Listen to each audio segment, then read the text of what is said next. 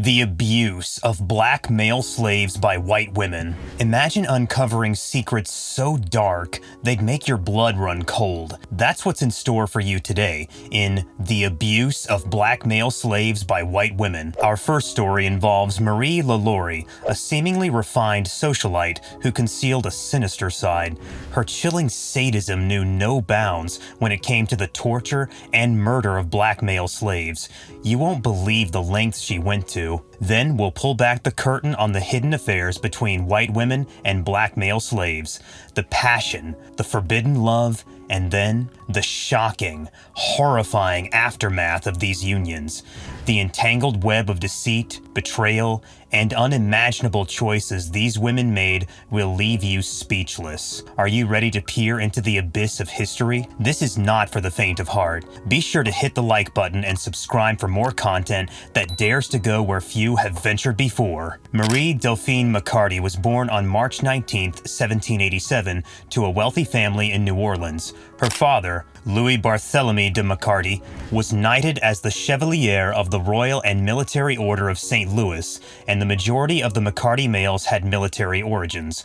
By 1794, her family had a 1,344-acre estate between Bartholomew and Independence, near to the famously affluent Count Pierre-Philippe Mandeville de Marigny. One may safely presume she had a wonderful life. During the era of slavery in the United States, there were indeed wealthy families who inherited enslaved individuals. Slavery was a deeply ingrained institution in many southern states from the 17th to the 19th centuries, and it was legally recognized and supported by the government. As a result, slave ownership became a significant aspect of the economy and society in the antebellum South. Wealthy families who inherited slaves often acquired them through inheritance from previous generations or through marriage into other wealthy families. The enslaved individuals were considered property and were passed down as part of a family's wealth from one generation to the next. These families saw slave ownership as a means to maintain their economic status, as enslaved people were utilized for labor-intensive tasks on plantations or in households.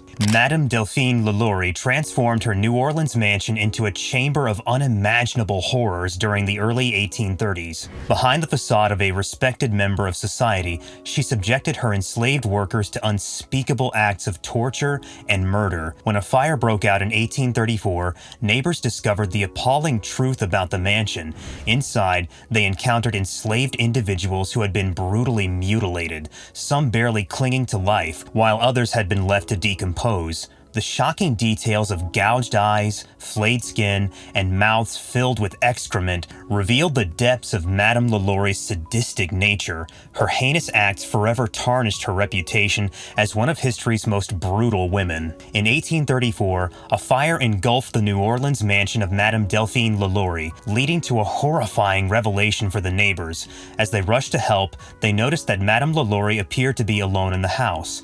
Concerned by the absence of her enslaved workers, the locals decided to investigate. What they found inside the mansion was beyond comprehension. The enslaved workers, upon entering the premises, were discovered in a state of unimaginable torture and suffering. Some were horribly mutilated yet still alive, while others had tragically perished, left to decay. The fire had inadvertently exposed the dark and sinister secrets hidden within Madame Lalaurie's abode. Rumors swirled, solidifying Madame Delphine Lalaurie's reputation as a cruel and merciless woman. Whispers spoke of a grim reality lurking in the attic of her New Orleans mansion, dead bodies and an astonishing count of over 100 victims. These chilling tales painted a haunting picture of the extent of her brutality. The mere suggestion of such horrific atrocities committed by Madame Lalaurie sent shockwaves through the community, further cementing her notoriety as a symbol of sadism and malevolence. The attic became a symbol of unspeakable horrors, forever etching Madame Lalaurie's name in infamy. Before descending into sadistic acts, Madame Delphine Lalaurie enjoyed a reputation as a respected member of society, seemingly leading a life of relative normalcy. She had entered into multiple marriages and bore children, displaying a facade of conventional existence. Born into an affluent white Creole family in New Orleans, Madame Lalaurie's social standing was well established. However, the shocking revelations about her cruel treatment of enslaved individuals shattered the illusion, exposing the darkness that resided within her. The stark contrast between her public image and her monstrous actions served to highlight the depths of her capacity for unspeakable cruelty. Behind closed doors, Madame Delphine Lalaurie subjected her enslaved workers to appalling mistreatment, revealing the true extent of her sadism. One particularly disturbing example was her 70-year-old cook, whom she callously chained to the stove, subjecting them to a life of captivity and deprivation. This cruel act demonstrated Madame Lalaurie's complete disregard for the dignity and humanity of those in her possession. Such horrifying treatment served as a glimpse into the dark reality that existed within the walls of her mansion, where human lives were reduced to objects of torment and suffering at the hands of a merciless and remorseless tormentor. The haunted house where Madame Delphine Lalaurie committed her gruesome atrocities still stands as a chilling reminder of the horrors that unfolded within its walls. That was horrific, wasn't it? Well, it's time to turn the table, because now we are going to talk about sexual relations between elite white women and enslaved men. During the time period in which slavery was practiced in the United States, it was not unheard of for white women to have sexual encounters with black male slaves. Nevertheless, these instances were much less common when compared to the widespread sexual exploitation of black female slaves by white men. Some of these connections were voluntary, while others were the result of manipulation or force being applied. As a result of racism and rigid racial hierarchies, such partnerships were subject to severe punishment under the laws and customs of society at that era. When such relationships did take place, it was common practice to conceal them due to the possibility of being socially shunned, as well as facing legal repercussions. Causes for the entanglements in love. There is likely more than one reason why some white women had relationships with African male slaves. These reasons can range from simple to complex.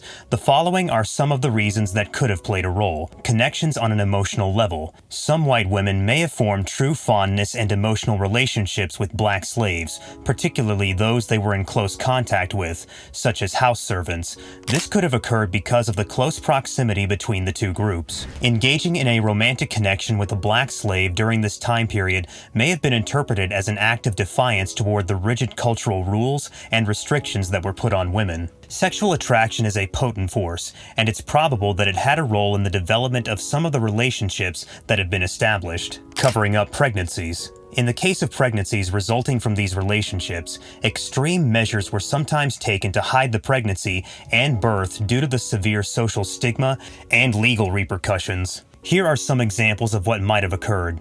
Abandonment or infanticide. In some cases, the newborns were abandoned or even killed to hide the evidence of the relationship. Secret adoptions. Babies could be given away secretly to other families or individuals to be raised as their own. Passing as white. If the child could pass as white, they might be kept and raised as part of the white family, with the parentage kept a secret. So, what do you guys think? We eagerly want to know about your point of view. Do let us know in the comments below. Subscribe if you want to watch more videos like this.